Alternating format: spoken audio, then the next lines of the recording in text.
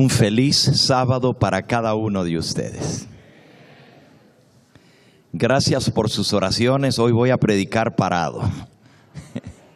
Ya me siento mejor de mi pie. Amén. Pues solo con oración, hermana. Nuestra lectura bíblica, leída por el pastor Santiago, estaba en Mateo capítulo 24. Y nosotros vamos a leer el contexto de esa lectura bíblica que nos habla de la gran tribulación que viene justo antes de la venida de nuestro Señor. Comenzando en el versículo 9 de Mateo 24. Entonces os entregarán a tribulación y os matarán, y seréis aborrecidos de todas las gentes por causa de mi nombre. Muchos tropezarán entonces, se entregarán unos a otros, y unos a otros se aborrecerán, y muchos falsos profetas se levantarán y engañarán a mucha gente. Y por haberse multiplicado la maldad, el amor de muchos se enfriará, mas el que persevere hasta el fin, éste será salvo. Y será predicado este evangelio del reino en todo el mundo, por testimonio a todas las naciones, y entonces vendrá el fin. Por tanto, cuando veáis en el lugar santo la abominación desoladora de que habló el profeta Daniel, el que lee, entienda. Entonces, los que estén en Judea huyan a los montes. El que esté en la azotea de su casa, no descienda para tomar algo de su casa. El que esté en el campo, no regrese atrás a tomar su capa. Mas ay de las que estén encintas y de las que tengan niños pequeños en aquellos días. Orad pues que vuestra huida no sea en invierno, ni en sábado, porque habrá entonces gran tribulación,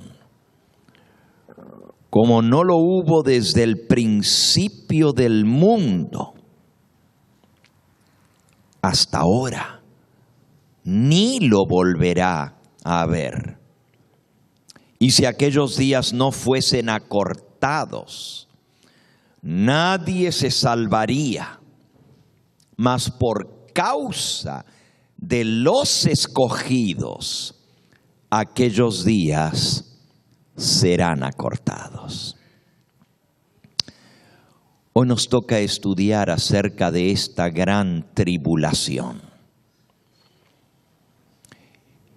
El ataque final de Satanás contra el pueblo remanente de Dios. Él tiene tiempo de estar planeando esta batalla final. Y está alistando a los poderes del mundo entero para esta batalla contra el pueblo de Dios. El profeta Juan vio en Revelación, en Apocalipsis, en el capítulo 16, que los mismos demonios, los ángeles caídos, los subalternos de Satanás, el príncipe de los demonios, están haciendo una obra, yendo a los dirigentes políticos del mundo. Vamos a leerlo, está en Apocalipsis capítulo 16. Dice en el versículo 13, Apocalipsis 16, 13. Y vi salir de la boca del dragón y de la boca de la bestia y de la boca del falso profeta 3 espíritus inmundos a manera de ranas, pues son espíritus de demonios que hacen señales y van a los reyes de la tierra en todo el mundo para reunirlos para la batalla de aquel gran día del Dios Todopoderoso. Los demonios, dice que salen de la boca de la bestia y de la boca del falso profeta y de la boca del dragón. Aquí se mencionan 3 entidades, no son literales, no es un dragón el que lanza demonios por su boca,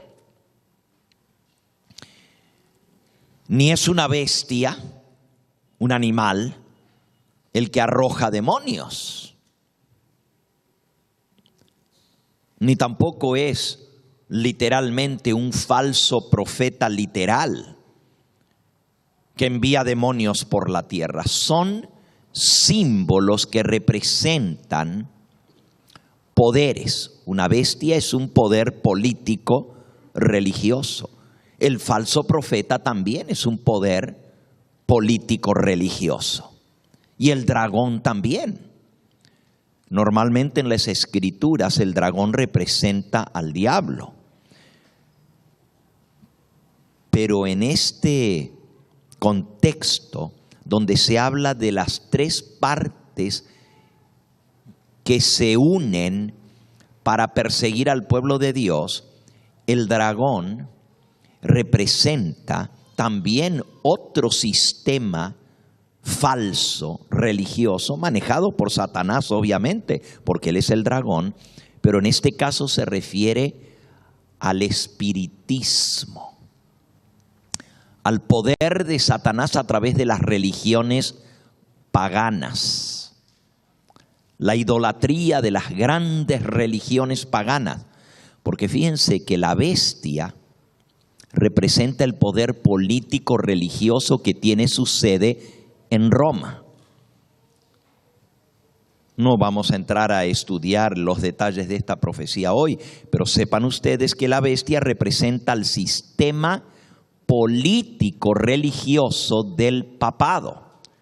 No a un papa, sino un sistema que a lo largo de los siglos ha buscado el control del mundo y lo logró en Europa por muchos siglos, por 1260 años. El papado controló políticamente todas las naciones de Europa. Eso representa a la bestia, el papado. El falso profeta representa el protestantismo apóstata. Y el dragón representa el espiritismo que se manifiesta a través, son las grandes religiones del mundo.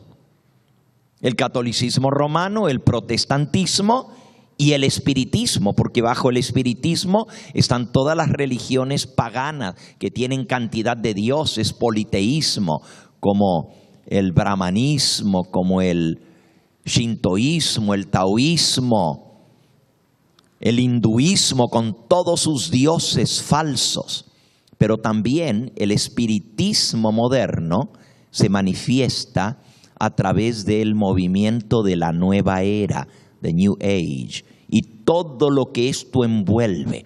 No solo la brujería, no solo lo que es abiertamente satánico, pero lo que está encubierto, porque el espiritismo también se manifiesta Miren qué interesante, dice que estos espíritus inmundos, Juan los vio a manera de ranas. Y si hay una característica, aparte de que son animales inmundos, aunque la gente se los come, pero son animales inmundos las ranas, hay dos características primordiales de este animal inmundo, la rana. En primer lugar, salta. También croaca, o sea, hace ruido.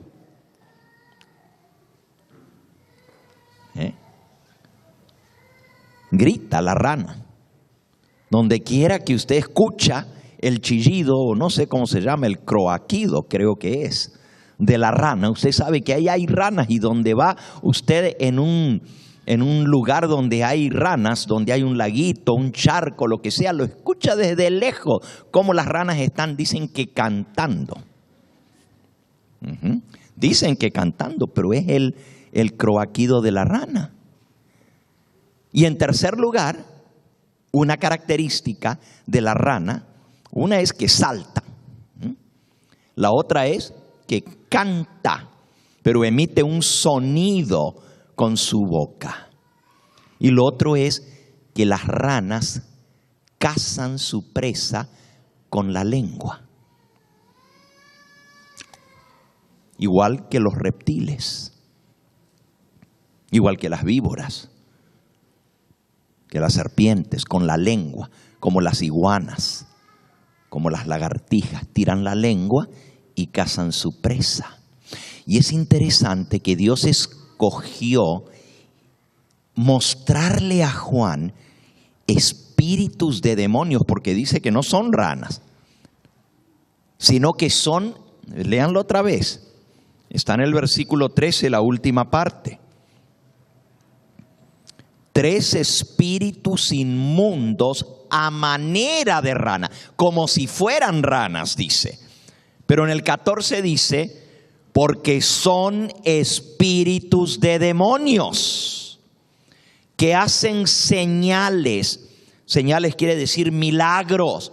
Ahora, en el mundo religioso hay movimientos que tienen estas características. Usted los escucha y los escucha gritar.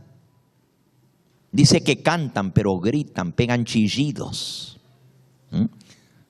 Si uno no los está viendo, piensa que son ranas.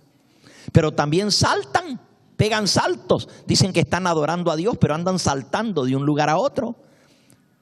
Y también el diablo los engaña con la lengua. Igual que las ranas que cazan su presa con la lengua, el movimiento espiritista en el mundo cristiano, y estoy siendo muy directo hoy, el movimiento espiritista en el mundo cristiano, ya no en el paganismo, porque en el paganismo también se manifiesta el don de lenguas. Oh, yo lo he visto. Me tocó una vez estar en Río de Janeiro, en Brasil, justamente para el carnaval carioca. Yo estaba hospedado en un hotel frente a la playa, pero allí era todo el carnaval. No fui a ver al carnaval, tuve que estar allí para esa fecha, pero pues sí me asomé al balcón. Y en la playa la gente acampaba. Miles, millones de personas, lleno. Y había de todo tipo de gente rara, con disfraces de brujos y de demonios y de todo. Bueno, ustedes lo han visto por televisión, pero me impresionó porque así directamente debajo del balcón donde yo estaba, ahí en la arena, había un grupo de, yo no sé qué eran, pero pues le pregunté al del hotel y me dijo que eran los que hacían vudú. Allá le llaman, santería en Cuba, le llaman la santería, o el vudú en Haití, pero allá le llaman macumba. Macumba. Oh, dice, me dijo el del hotel, son macumberos. Macumberos son brujos del espiritismo. Pero saben, habían hecho un fuego y estaban danzando. Y saltaban alrededor del fuego. Y con los tambores, porque usan tambores como tambores africanos. Y van subiendo el ritmo y subiéndole y cada vez más rápido. Y saltaban. Y luego saltaban por arriba del fuego y saltaban, parecían ranas saltando de un lugar a otro. Iban repitiendo, yo no sé qué, igual que las ranas que repiten lo mismo y lo mismo. Pero lo que me impresionó fue que comenzaron a hablar en lenguas. Estoy hablando de espiritistas, de satánicos, hablando en lenguas. Y luego caían al suelo en trance. Ese es el espiritismo. Ese es el espiritismo africano, porque eso viene del África, lo que es la macumba, ¿verdad? Pero en el mundo cristiano se llama santería. Eso pasa en Cuba, en República Dominicana, en Haití. Y hacen milagros a través de los santos, pero hacen brujería a través de eso. Y dicen que son cristianos porque pues adoran a la Virgen, a los santos, y a través de eso hacen sus trabajos. Pero en el mundo cristiano, este movimiento espiritista se llama el movimiento carismático. El de hablar en lenguas. Y se ha regado no solo por las iglesias protestantes, las iglesias evangélicas, iglesias pentecostales, pero se ha regado también en el catolicismo romano. No por nada Dios representó los espíritus de demonios como ranas que cazan su presa por la lengua. La gente por el don de lengua es enganchada en el engaño. Y esto ya no ahora solo protestantes, evangélicos, sino también católicos. Así que vemos aquí 3 poderes aliados. Y todos vienen del diablo.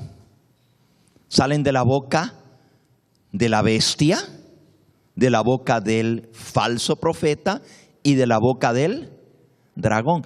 Pero estos demonios tienen un propósito.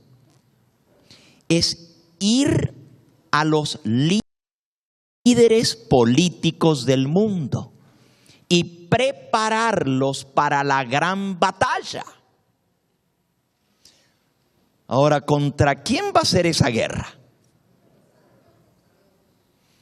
Vamos a Apocalipsis capítulo 12.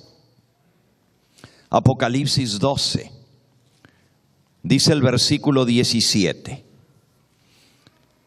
Entonces el dragón se llenó de ira contra la mujer. ¿Quién es la mujer? La iglesia. Y se fue a hacer guerra contra el resto de la descendencia de ella.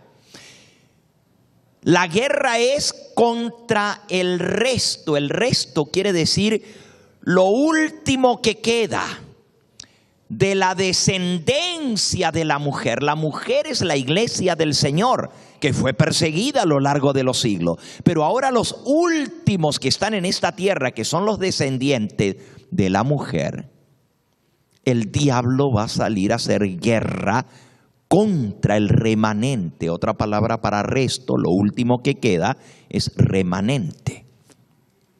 Y luego los identifica. Miren lo que dice.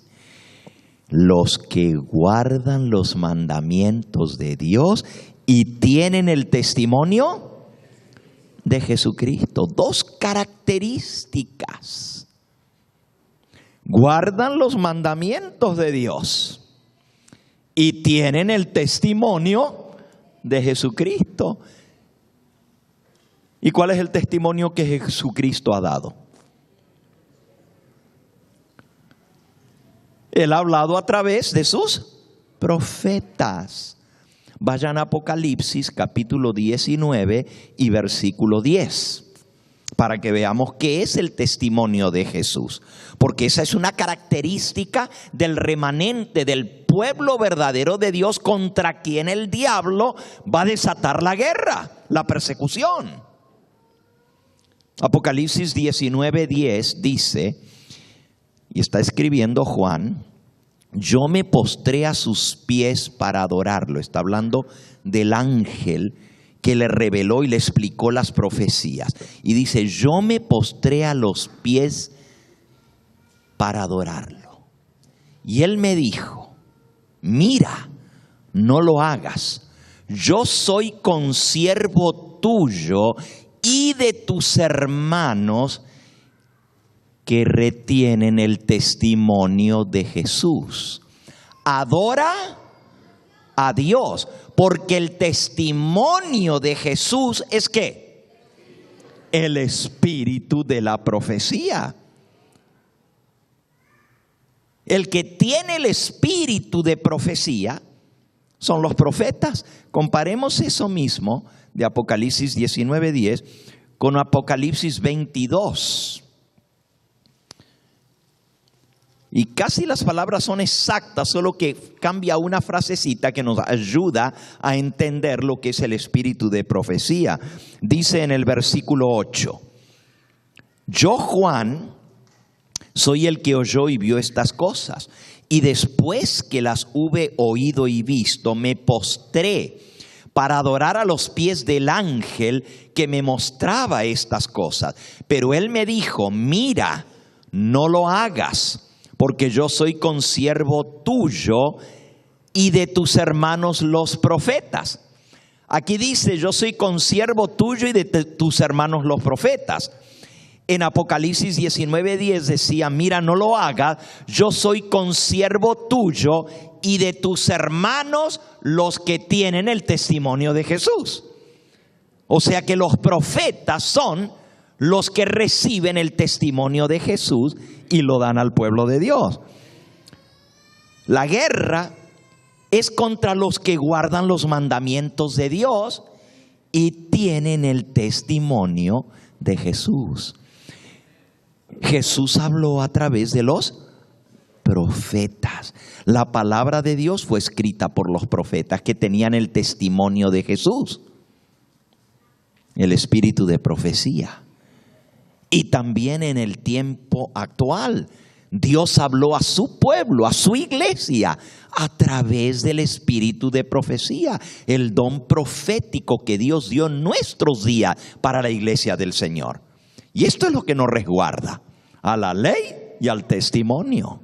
Entonces, la guerra del diablo es contra los que guardan los mandamientos de Dios y tienen el testimonio de Jesucristo. Muy clarito. Y el punto focal de la guerra final, como vamos a ver hoy, tiene que ver con los mandamientos de Dios. Tiene que ver específicamente con un mandamiento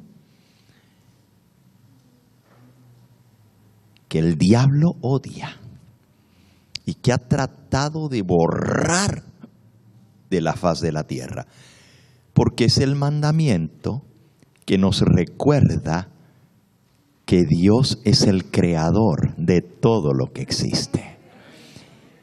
Es el mandamiento que nos muestra el derecho que Dios tiene sobre sus criaturas.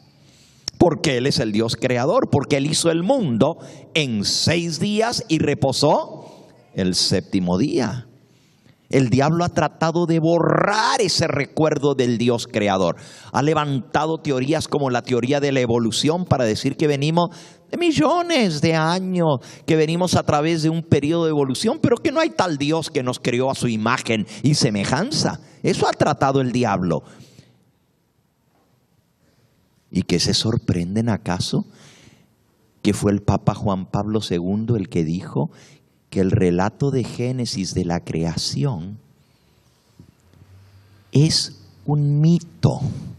Palabras de Juan Pablo II, un mito que hay que entenderlo en forma simbólica, pero que realmente la manera como Dios usó es la evolución para crear todo lo que existe. Eso dijo el papado. Claro.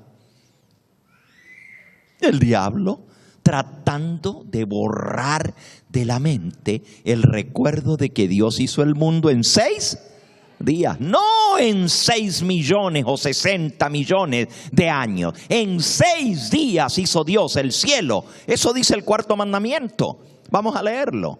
Apocalipsis capítulo 20, versículo 8. Acuérdate, dijo Dios, del día de sábado para santificarlo.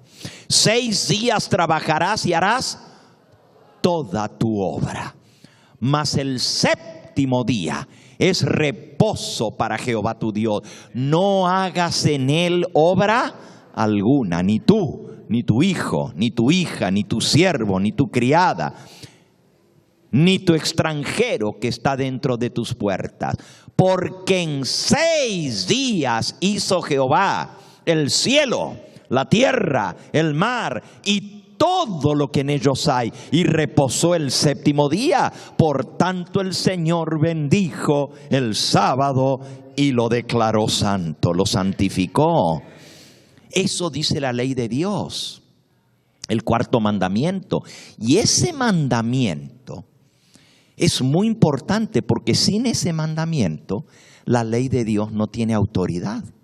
¿Qué autoridad tiene un gobierno para dar una ley? Cualquiera de nosotros se puede levantar y decir: ahora voy a dar esta ley y todo el mundo la va a obedecer. ¿Le van a hacer caso? ¿Quién puede dar una ley y que todos lo obedezcan? ¿Quién? El que tiene la autoridad para darlo. Por ejemplo, si el presidente de los Estados Unidos da una ley, hay que obedecerla. ¿También los ciudadanos mexicanos que viven en México? No. ¿Por qué? Porque la ley está sujeta al territorio que gobierna ese dignatario. Si el gobernador de California da una ley, esa ley no se aplica para el estado de Arizona o de Nuevo México. ¿Se aplica a dónde? A California. De igual manera, la ley de Dios tiene su sello de autoridad en el 4º mandamiento. Porque todo sello que le da autoridad a la ley tiene que tener esos 3 elementos. Primero, el nombre de quien lo da. Segundo, su título, su derecho, por qué da una ley. Y en tercer lugar, ¿a dónde se aplica esa ley? ¿A qué territorio?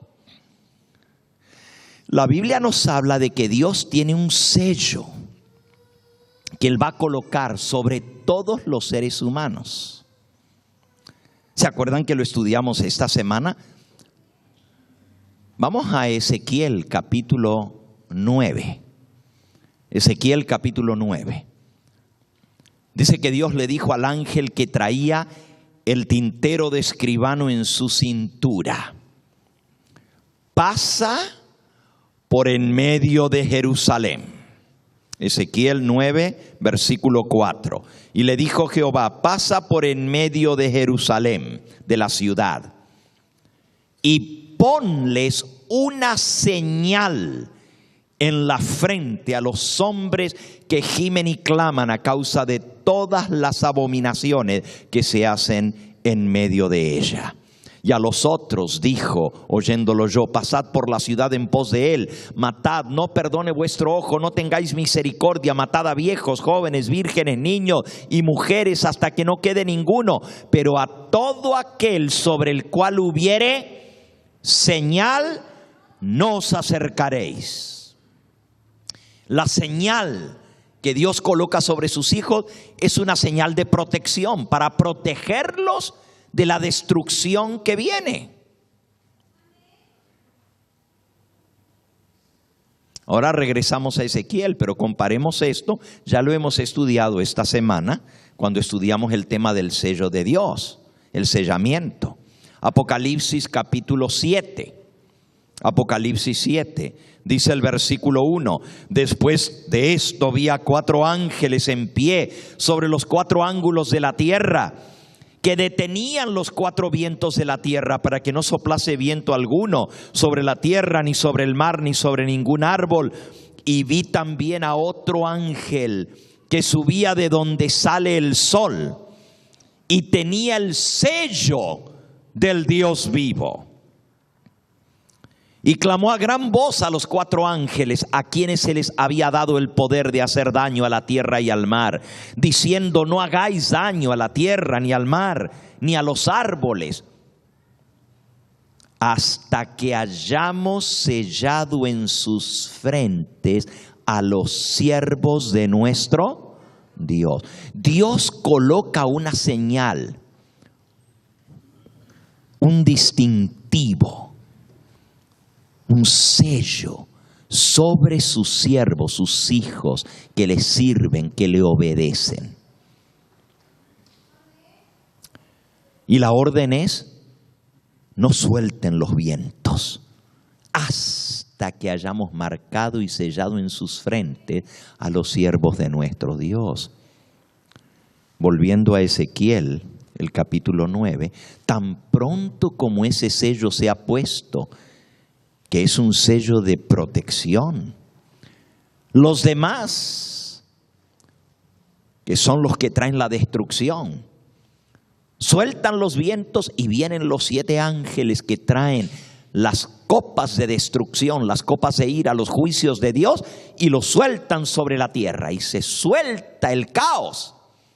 Matad, no perdone vuestro ojo, no tengáis misericordia. Matad a niños, a jóvenes, a viejos, a doncellas, no escape ninguno.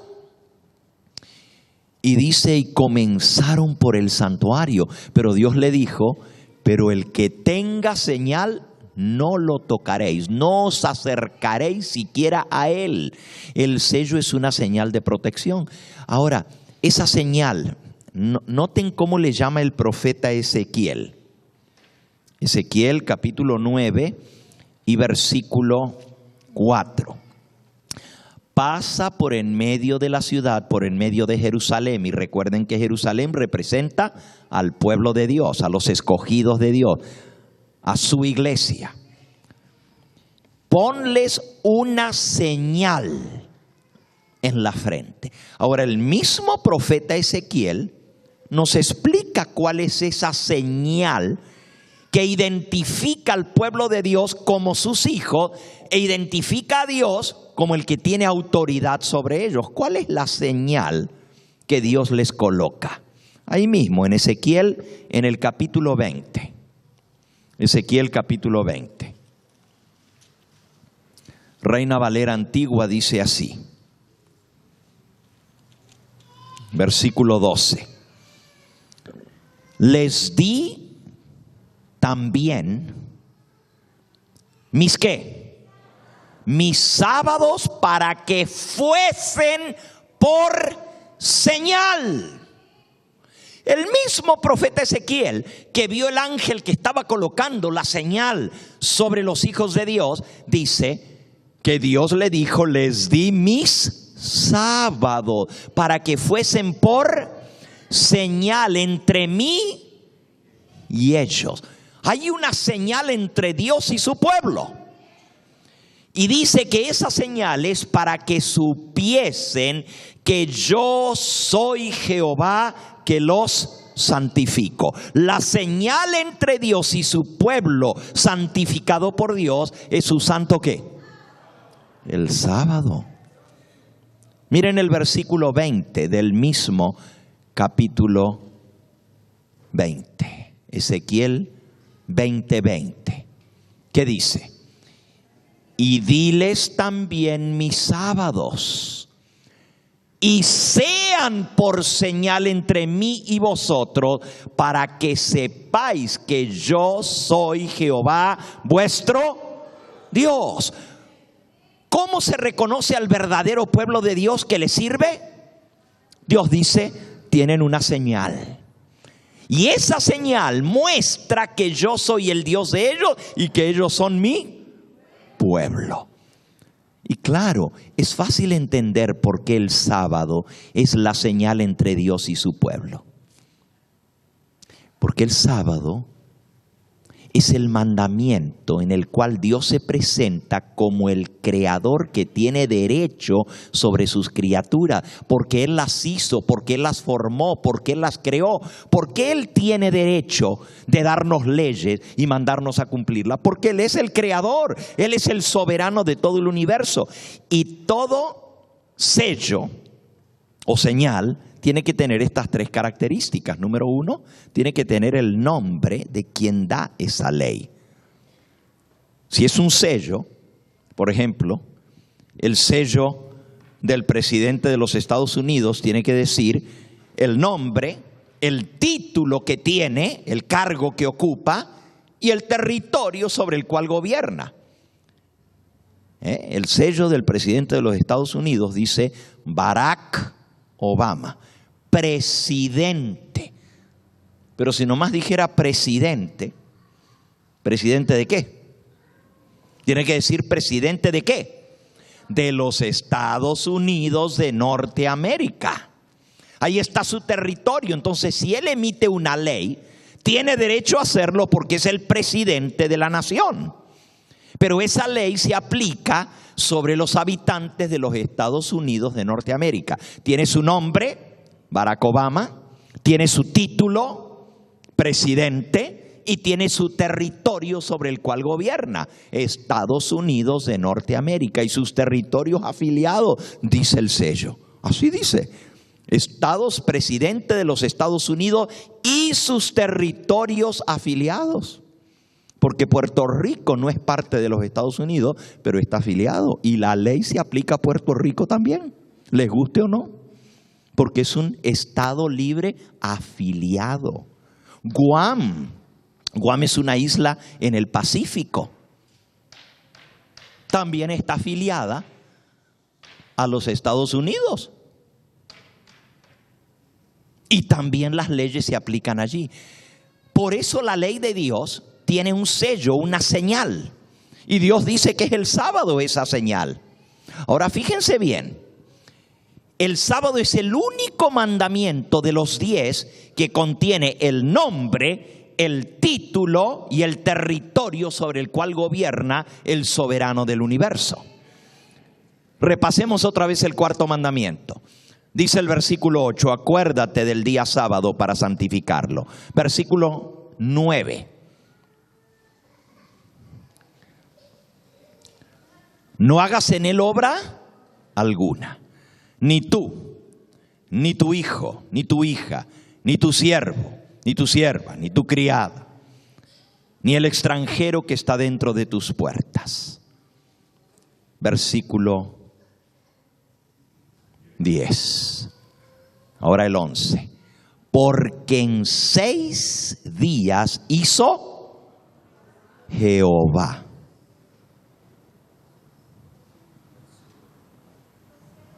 Ahí está el nombre. Hizo Jehová, y después ¿qué dice? ¿Jehová qué?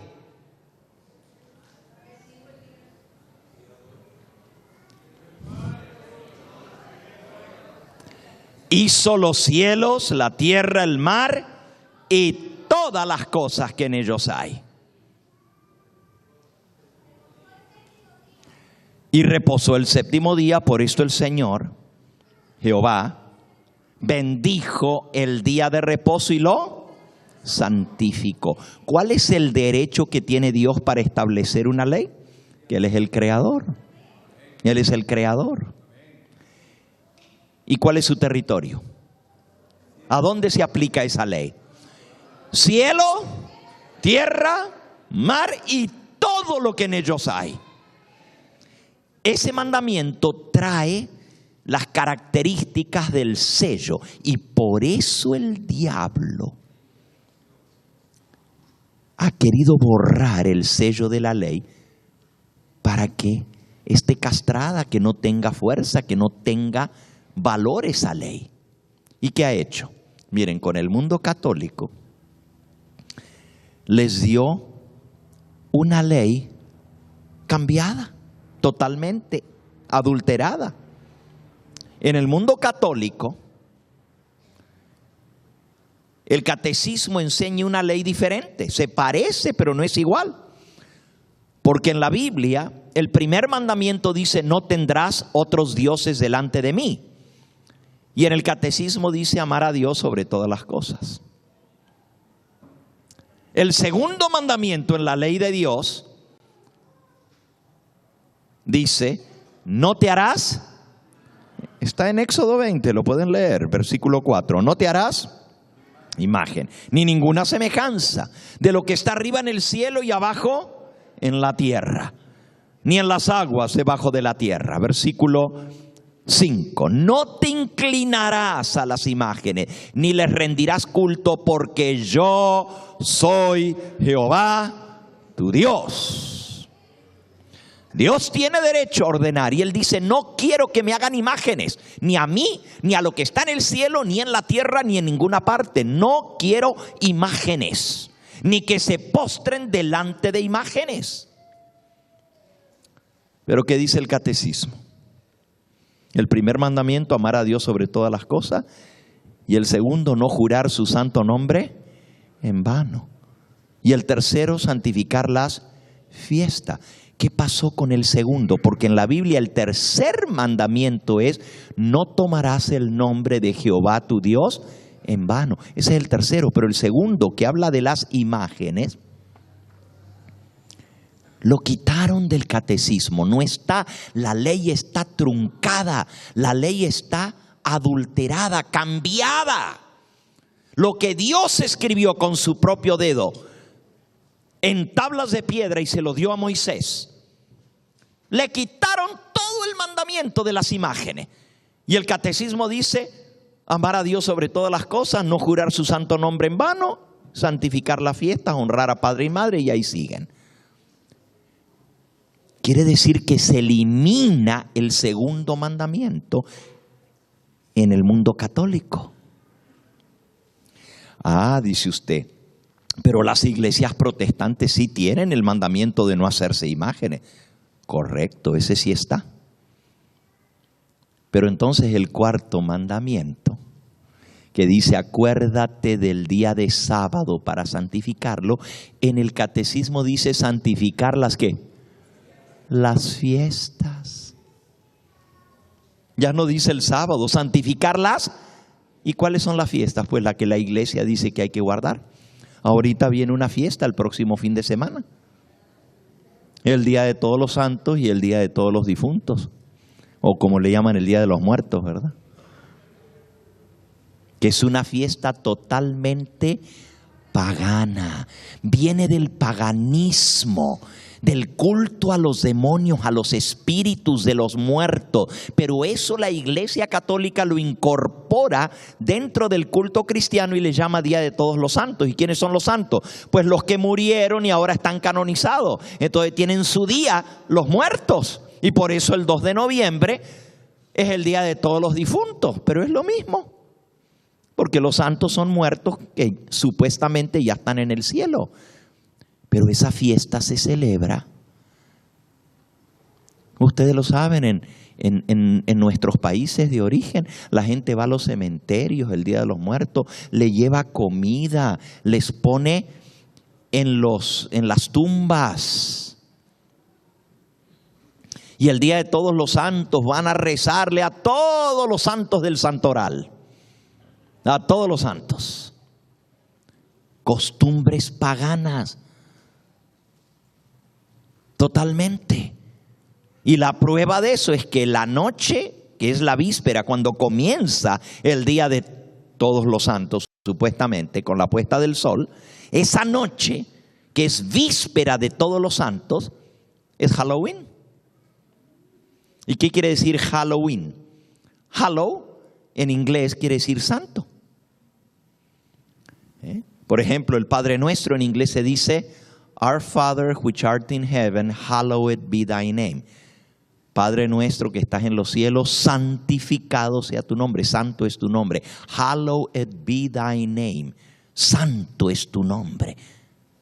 La palabra santo se dice hallow en inglés. H-O-L-L-O-W. Hallow es santo. Como holy, ¿verdad? Pero in, porque termina Halloween. In es una abreviatura de evening. Evening quiere decir la víspera, la noche, antes del Día de Todos los Santos. O sea, literalmente Halloween quiere decir la víspera del Día de Todos los Santos. ¿Y qué es la víspera del Día de Todos los Santos? La noche, porque pues el día comienza con la puesta del sol, ¿verdad? El Día de Todos los Santos es el día del espiritismo. Es el día de la brujería, es el día alto, el día principal para el culto satánico en todas las sectas satánicas. Es el día de los demonios, de los espíritus, y la gente decora sus casas con esqueletos de muertos. Ahí está la fiesta de todos los muertos y de todos los santos. Con esqueletos de muertos, con gatos negros, con brujas montadas arriba de una escoba, con ghosts, ¿cómo le dicen? Los fantasmas, y con telarañas, y con animales raros, y con monstruos, y con todo eso. Esa es la noche de las brujas. Ese es el origen de Halloween. Una fiesta totalmente pagana. De la muerte, sí. Y hasta ahora ya le inventaron allá en México una santa que se llama la Santa Muerte. Y está bien fea.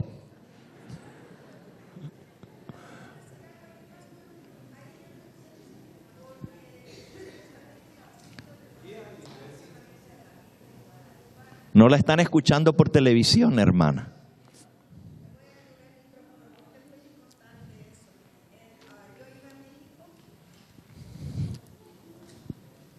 Yo iba a México en el año 1995. Yo nací en México. Yo iba a la Basílica de Guadalupe. Ahí me hicieron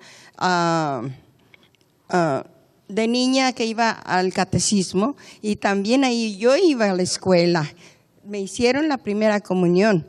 Me iba a casar en la Basílica de Guadalupe, pero no, me casé aquí en el este de Los Ángeles, en la Virgen de Guadalupe. Pero lo que yo quiero decir es que antes era la Virgen de Guadalupe, siempre, todo el tiempo, pero vendieron la Basílica de Guadalupe a los chinos, y ahora está que dizque lo que era la Basílica Vieja, que le decimos vieja, estaban todos los de un hombre que adoran ahora al narcotráfico, la Santa Muerte y todo. Y la Virgen de Guadalupe, bien, gracias, en la otra, y acá llena de puros de esos demonios, sí.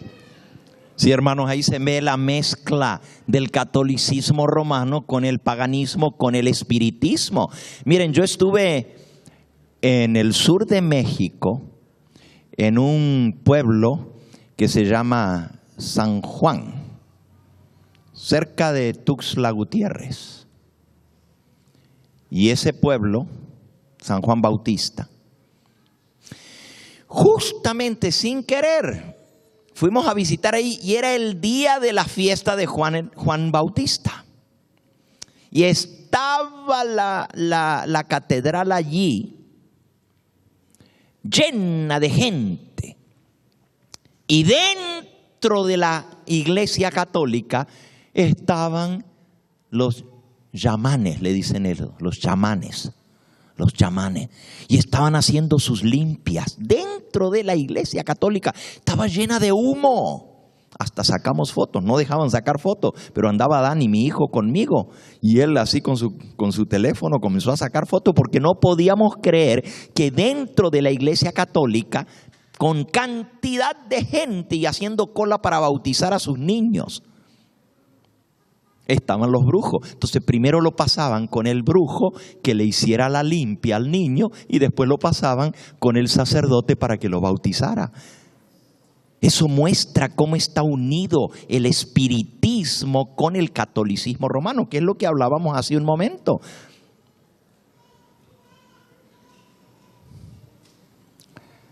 Ahora, volviendo a los 10 mandamientos, porque esto es muy importante. Vamos a ver cómo esta controversia final va a ser sobre la ley de Dios y específicamente va a ser sobre el 4.º mandamiento. Miren, en el catecismo le quitaron el 2.º mandamiento y como quedaron 9, pero no le pueden decir a la gente cuando van a hacer primera comunión, aprender el catecismo, a ver, apréndete los 10 mandamientos, pero son 9, porque le quitaron 1. Entonces, ¿qué hicieron? Dividieron el 10.º mandamiento en 2, para que el número les quede en 10. Como quitaron el 2.º, entonces pusieron el 9.º mandamiento: no codiciarás la mujer de tu prójimo, y el 10.º: no codiciarás los bienes ajenos, que son 2 mandamientos en el catecismo, pero en la Biblia es uno solo: no codiciar. No codiciar nada que no sea tuyo, ni la mujer, ni la casa, ni los bienes de tu prójimo, dice el mandamiento. Pero ahora viene lo interesante. El 4.º mandamiento lo cambiaron completamente y en lugar de ponerle acuérdate del sábado para santificarlo, le pusieron santificar las fiestas. Y eso es lo que estábamos viendo hace un momento. La Iglesia Católica puso una cantidad de fiestas, comenzando con el 1 del año, que es el comienzo del nuevo año pagano. Y le pusieron Epifanía. Y luego le pusieron Reyes el 6 de enero. Y así se van todas las fiestas: la Pascua, la Semana Santa. Y ahí siguen la fiesta de San Juan, la fiesta de San Pedro, el 12 de diciembre, la fiesta de la Guadalupana. Puras fiestas que puso la Iglesia Católica. Pero del sábado, muy bien, muy bien, nada.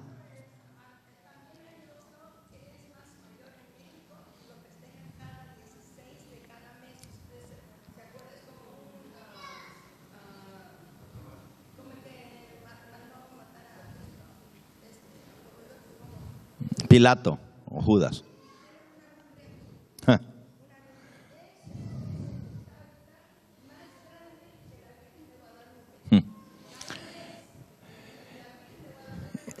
Hermanos, todas estas fiestas no son lo que Dios mandó.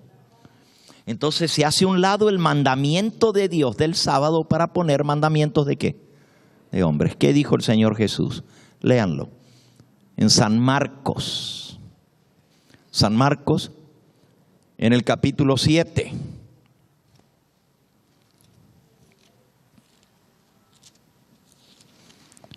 Dice en el versículo 6: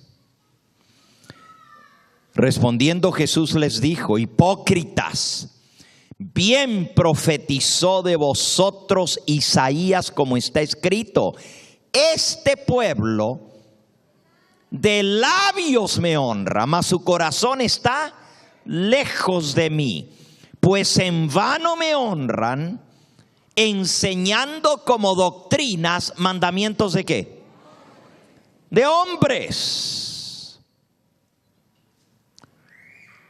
En lugar de enseñar la palabra de Dios y los mandamientos de Dios, enseñan mandamientos de hombres. Pero esperen, porque en el mundo católico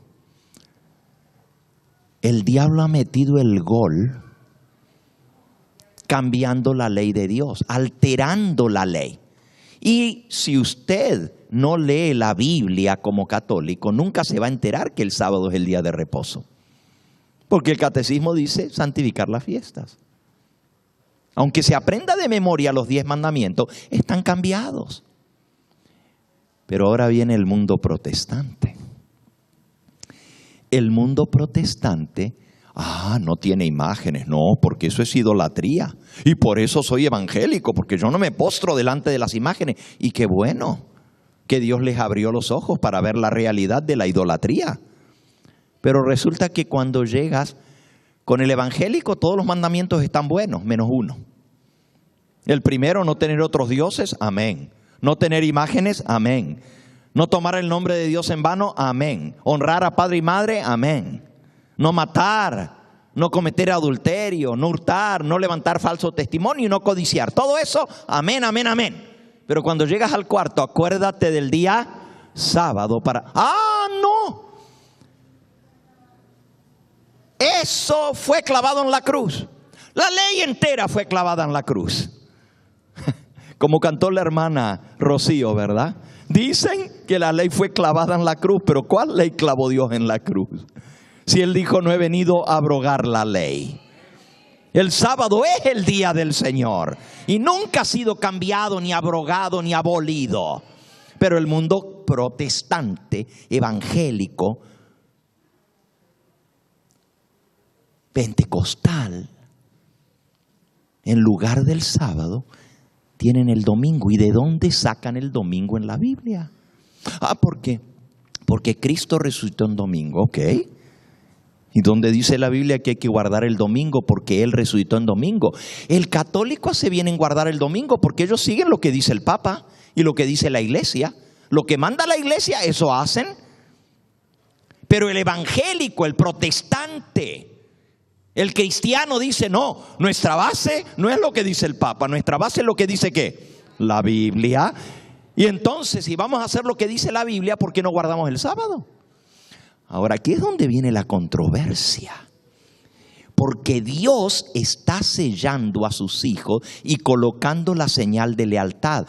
Cuando yo acepto el sábado, ¿saben lo que estoy diciendo? Yo acepto que Cristo es mi Dios creador. Le acepto a Él como Señor de mi vida. Él es el único que manda sobre mí y tiene derecho, porque Él me creó. Y yo creo que Él es el creador, que Él hizo el mundo en 6 días y reposó el 7º día, lo bendijo y lo santificó. Por eso yo guardo el sábado. Eso es lo que estoy diciendo. Y si uno no trabaja el sábado, lo primero que le dicen, ¿y por qué? Y ahí da la oportunidad para decirles por qué. Y si te preguntan, ¿y de qué iglesia eres tú? ¿A cuál iglesia vas? La iglesia adventista del 7º día. ¿Y por qué eso del 7º día? ¿Qué es eso? Y ya está la oportunidad para decirle, porque nosotros seguimos la palabra de Dios y los 10 mandamientos. Y la Biblia dice que es el 7º día el que se debe guardar. Es como una señal distintiva. Nos ven salir de la casa el sábado todos vestiditos. ¿Y para dónde van? ¿Para la iglesia? ¿En sábado? Sí, porque el sábado es el día del Señor. Es la manera que tenemos de distinguirnos que somos adoradores del Dios verdadero. Dios dice, les di una señal para que sirviese como distintivo, como señal entre yo y mi pueblo, para que supiesen que yo soy Jehová, el Dios de ellos. Así como Dios tiene una señal, ahora la bestia tiene una marca, una señal distintiva. Vamos a buscar Apocalipsis capítulo 13. Apocalipsis capítulo 13.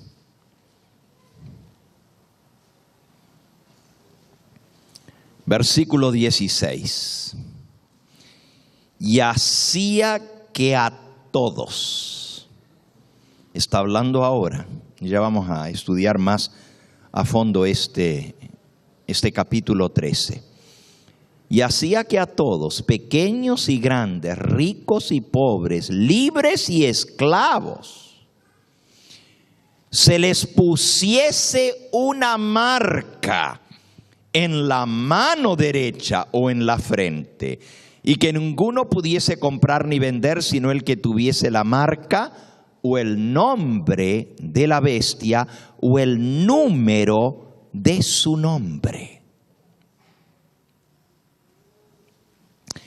La bestia tiene una marca, y es una marca de autoridad. Y esa marca identifica a los que adoran a la bestia, a los que respetan esa autoridad. Recuerden que la bestia es un poder político, religioso. Pero miren lo que hace la bestia. Apocalipsis 13, allí mismo, dice en el versículo 4, que los moradores de la tierra adoraron al dragón que había dado autoridad a la bestia, y adoraron a la bestia diciendo: ¿quién como la bestia y quién podrá luchar contra ella? También se le dio boca que hablaba grandes cosas y blasfemia, y se le dio autoridad para actuar 42 meses, y abrió su boca en blasfemias contra Dios, para blasfemar de su nombre, de su tabernáculo, de los que moran en el cielo. Esto lo estudiamos anoche. Y se le permitió hacer guerra contra los santos y vencerlos, y también se le dio autoridad sobre toda tribu, pueblo, lengua y nación. Fíjense que la bestia hace que la adoren. Y el único que merece adoración es ¿quién? Dios.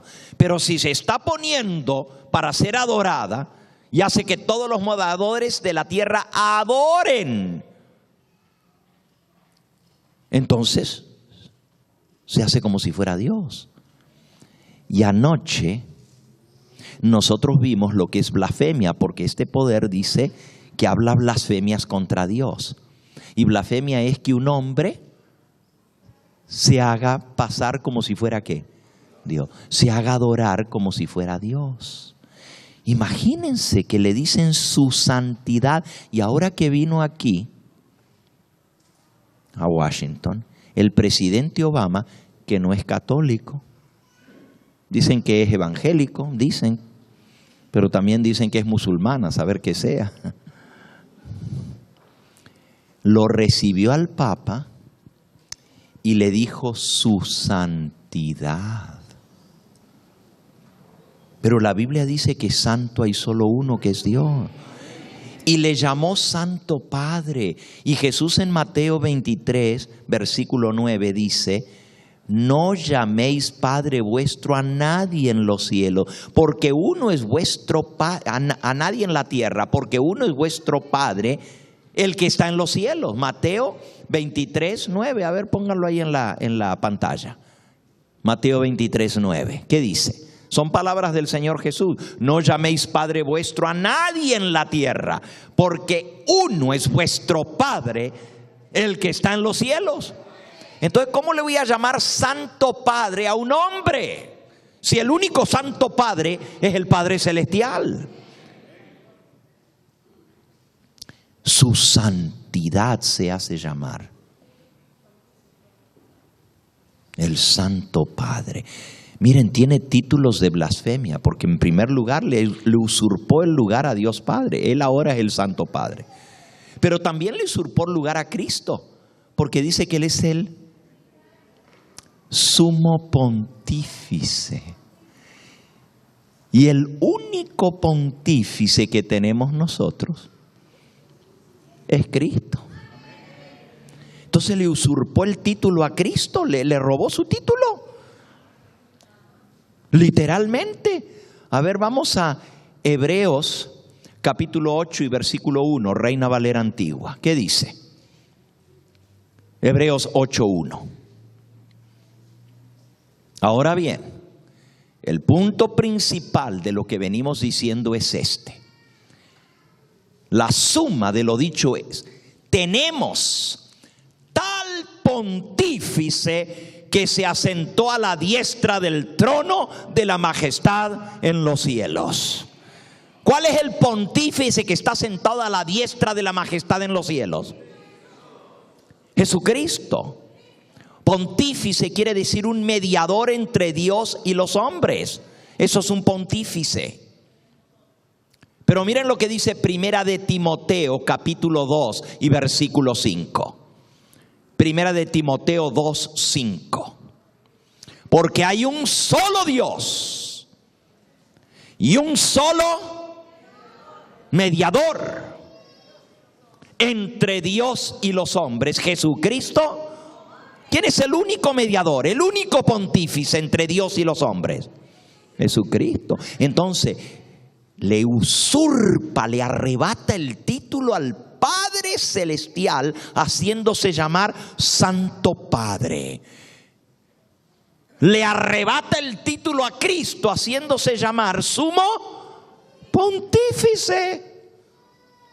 Cuando acabamos de leer que nomás hay un pontífice, que es Cristo. Es el único mediador entre Dios y los hombres. Pero también le quita la posición y el título al Espíritu Santo, porque se hace llamar el vicario de Cristo. Vicario quiere decir el representante de Cristo. Y miren lo que dijo el Señor Jesucristo. Esto está en el Evangelio según San Juan, en el capítulo 14. Dice el versículo 15 y 16: si me amáis, guardad mis mandamientos, y yo rogaré al Padre, y os dará otro consolador para que esté con vosotros para siempre, el Espíritu de verdad. Versículo 26. Mas el Consolador, el Espíritu Santo, a quien el Padre enviará en mi nombre. ¿Quién es el que viene en nombre de Cristo? El Espíritu Santo. Pero cuando vino el Papa a México, decía: bendito el que viene en el nombre del Señor. Bendito el que viene. Así le dieron la bienvenida aquí en Estados Unidos. Bendito el que viene en el nombre del Señor. Le usurpó el título y el lugar a aquel a quien Cristo dejó como representante suyo aquí en la tierra. Por eso dice que esta bestia habla blasfemias y abre su boca en blasfemias contra Dios, para blasfemar de su nombre, de su tabernáculo y de los que moran en el cielo. Imagínense, diciendo que Él es el sumo pontífice y que Él es el Santo Padre y que Él es el representante de Cristo aquí en la tierra, que Cristo lo dejó a Él como su representante. Todas estas son palabras blasfemas.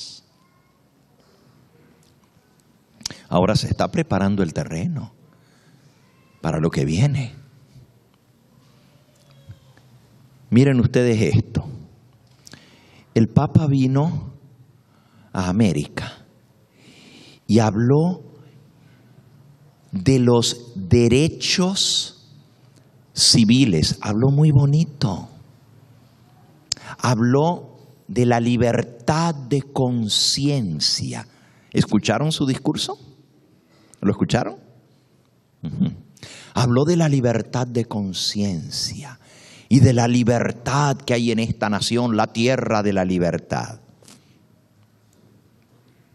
Déjenme leerles aquí en el Conflicto de los Siglos, en el capítulo titulado La libertad de conciencia amenazada. Dice así: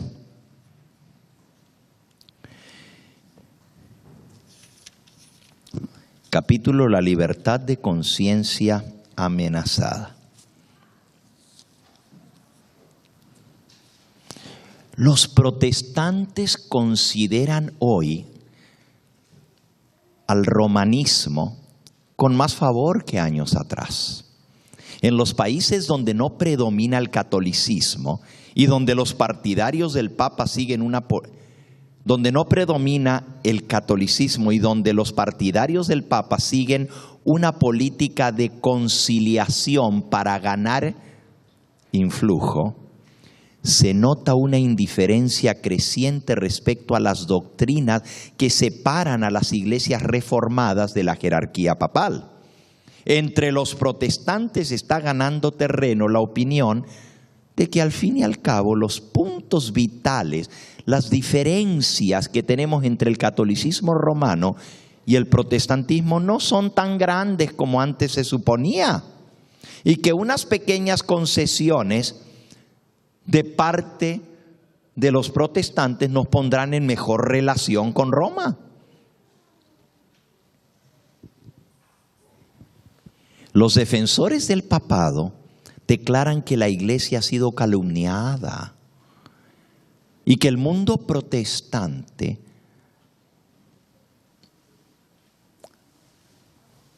debiera reconocer que la iglesia católica no es la que ya era antes, la que era antes. Muchos sostienen que es injusto juzgar a la iglesia de nuestros días por las abominaciones y los absurdos que caracterizaron a la iglesia católica cuando dominaba en los siglos de ignorancia y tiniebla. Tratan de excusar sus horribles crueldades como si fueran resultado de la barbarie de aquella época de la Edad Media, y arguyen que las influencias de la civilización moderna han modificado la manera de actuar y los sentimientos de la Iglesia católica. ¿Habrán olvidado los que creen así las pretensiones de infalibilidad sostenidas por siglos por tan altanero poder de que es infalible y que nunca ha errado y que nunca errará? Escuchen esto.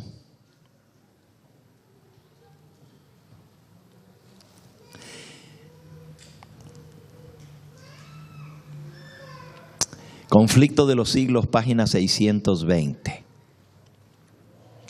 Roma asegura que la iglesia nunca erró ni errará jamás. Esto está Institutos de la Historia Eclesiástica en el tomo 3, la parte 2, capítulo 2, página 17. Roma nunca erró ni jamás errará porque es infalible. Y la iglesia papal nunca abandonará su pretensión a la infalibilidad. Todo lo que ha hecho al perseguir a los que rechazaban sus dogmas lo da por santo y bueno. ¿Y quién asegura que no volvería a las andadas siempre que se le presentase la oportunidad? Un conocido autor dice acerca de la actitud de la jerarquía romana hacia la libertad de conciencia y acerca de los peligros especiales que corren los Estados Unidos si tiene éxito la política de dicha jerarquía. Y dice este autor, y se escribió hace 100 años atrás, El conflicto de los siglos. Dice, el papado habla de libertad religiosa y de libertad de conciencia. Y la gente dice, ¿ya ven? Ese temor expresado del que el catolicismo romano vaya a influir en los Estados Unidos, no hay que tener miedo. Ahora es el hombre que defiende los derechos humanos. Los que así piensan no ven en el carácter y la actitud del romanismo hoy en día nada hostil a nuestras libertades y a nuestras instituciones libres.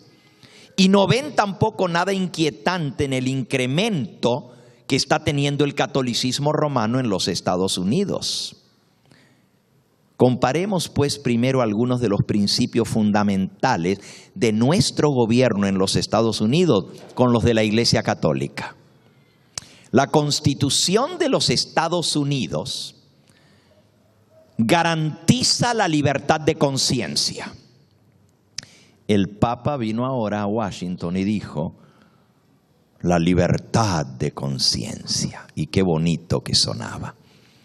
Pero el Papa Pío IX, en su encíclica del 15 de agosto de 1854, hace 150 años atrás, el Papa Pío IX o Pío IX escribió en su encíclica: las doctrinas o extravagancias absurdas y erróneas en favor de la libertad de conciencia son uno de los errores más pestilentes, una de las pestes que más debe temer en un Estado, que más se debe temer en un Estado.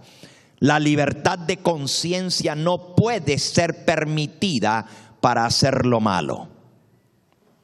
El mismo Papa, en su encíclica del 8 de diciembre de 1864, 10 años más tarde, Pío IX escribió: los que sostienen la libertad de conciencia y de culto, como también a cuantos aseveran que la Iglesia no puede emplear la fuerza, sean malditos. Dios le ha dado a la Iglesia el poder de emplear la fuerza contra los herejes, y donde se practica la herejía no debe haber libertad de conciencia y culto para los herejes. Entonces la libertad de culto es solamente para practicar el culto católico. Ese sí es libertad. Pero si no practican el culto católico, sino el hereje, no debe haber libertad de culto. Eso dijo el Papa Pío IX. Pero recuerden que la Iglesia es infalible, nunca erró.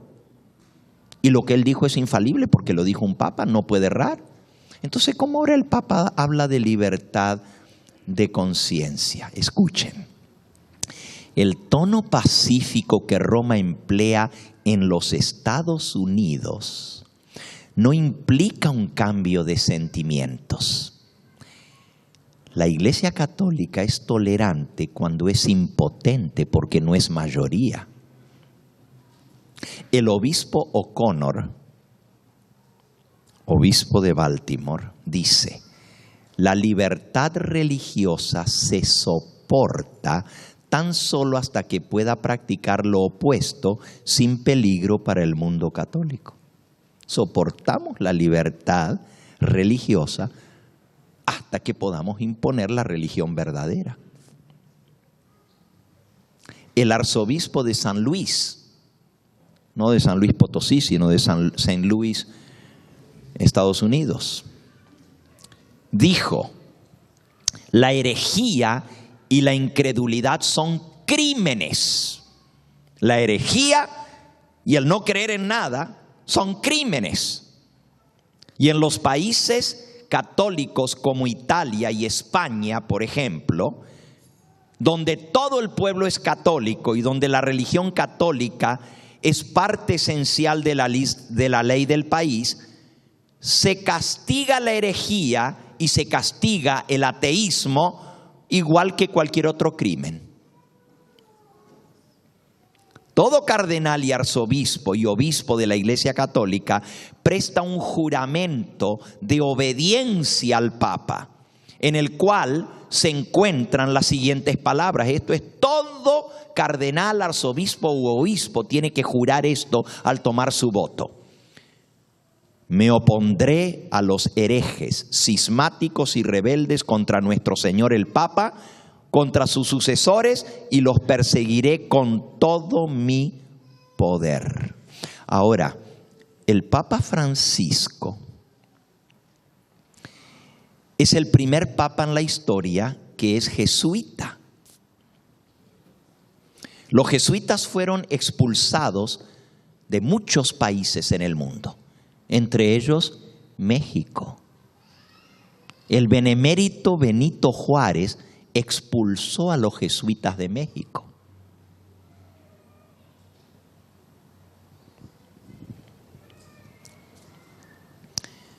Déjenme leerles el voto que tomó el Papa Francisco para hacerse jesuita.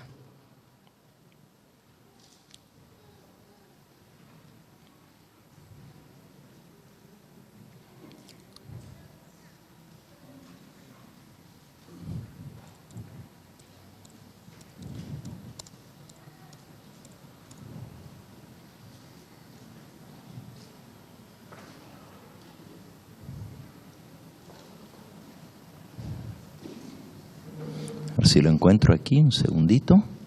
Aquí está.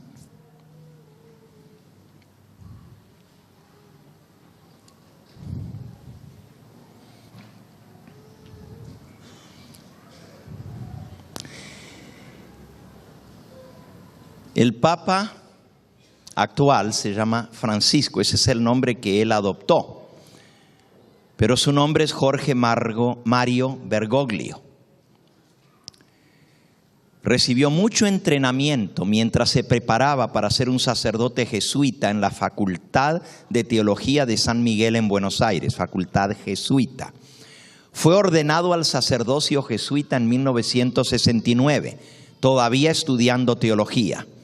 Por muchos años fue profesor de varias universidades, llegando a ser rector en la Universidad Jesuita de San Miguel, su alma mater. Fue alumno, pero luego llegó a ser el rector académico de la universidad como jesuita. Y en 1973 pronunció sus votos perpetuos para ser ordenado bajo la orden de la Compañía de Jesús, más conocido como los jesuitas. Aquí están las exactas palabras que él pronunció para ser ordenado como sacerdote jesuita. Este juramento es para jesuitas que son asignados a labores especiales dentro de cualquier rama del gobierno, ejército, justicia, educación o ciencia, movimientos laborales o cualquier institución religiosa, ya sea católica o secular. Para llegar a ser rector de la universidad, él tomó este voto. Por cierto, el voto siempre fue secreto, pero fue revelado por un jesuita de alto rango, el doctor Alberto Rivera, que se convirtió al cristianismo. El doctor Alberto Rivera murió hace poquito tiempo, desapareció de aquí de California, desapareció, nunca más se volvió a saber de él. Su esposa todavía vive, nunca se enteró qué pasó con él. Ella sospecha que fue envenenado. El mismo juramento de los jesuitas fue recogido con fecha del 15 de febrero de 1913 en el Registro Congregacional de los Estados Unidos, bajo juramento ante el Congreso de los Estados Unidos. Se registró este juramento jesuita que alguien que estaba testificando dijo bajo juramento ante el Congreso de los Estados Unidos, y está en la página 3215 y 3216 de el registro del Congreso de los Estados Unidos. Dice así: ceremonia de inducción y juramento extremo de la Hermandad de la Santa Fe de la Sociedad de Jesús. Cuando un jesuita de menor rango va a ser elevado a un puesto superior de mando, es llevado a la capilla del convento de la orden, donde solo hay otras 3 personas presentes. El superior está en pie delante del altar. A cada lado se sitúa un monje. Uno de los 2 lleva un banderín amarillo y blanco, la bandera papal, y el otro un banderín negro con una daga y una cruz sobre una calavera con huesos cruzados, con la palabra INRI escrita, y debajo de ella las palabras Justum necar reges impius, que significa: es justo exterminar o aniquilar a los reyes herejes o impíos. Sobre el suelo en la capilla hay una cruz roja sobre la cual se tiene que arrodillar el jesuita que va a ser ordenado. El superior le pone en la mano un pequeño crucifijo negro, el cual el postulante recoge con la mano izquierda y lo presiona sobre su corazón. Y el superior mismo, al mismo tiempo, le presenta en la otra mano una daga que el superior aprieta por la hoja de la daga y el postulante la recoge del mango. Y luego el sacerdote tiene que poner la daga con la punta de la daga sobre su corazón. El superior dice las siguientes palabras: Hijo mío, de aquí en adelante tú has sido enseñado para actuar como desemblador entre católicos romanos, para ser un católico romano y para ser